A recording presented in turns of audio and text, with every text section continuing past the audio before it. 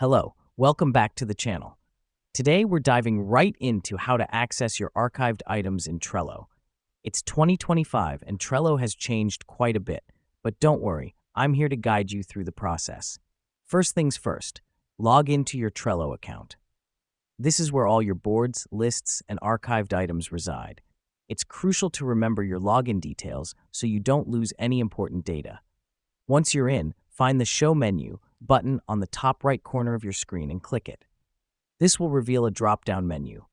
The reason we do this is to access the various functionalities that Trello offers, one of which is accessing archived items. Next up, from the drop-down menu, click on More. This will take you to another menu. This might seem like a roundabout way, but Trello has designed it this way to keep the interface clean and easy to navigate. Now in the new menu, find and click on the Archived Items option.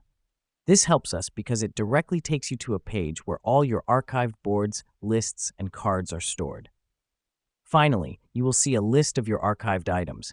To unarchive any item, just click on the Send to Board button next to it. This lets you restore any item back to its original place, making it visible and accessible again to you and your team. Now, let me explain why this matters. Archiving items in Trello is a great way to declutter your workspace without permanently deleting anything. But these items aren't gone forever. They are just hidden from your main view, and you can access and restore them anytime using these steps. And that's it. You've successfully navigated to your archived items in Trello and learned how to restore them. Keep this in mind the next time you're searching for that crucial card you stored away. As always, thanks for tuning in, and don't forget to check back for more helpful tips and tricks. That's it for today. Happy Trelloing!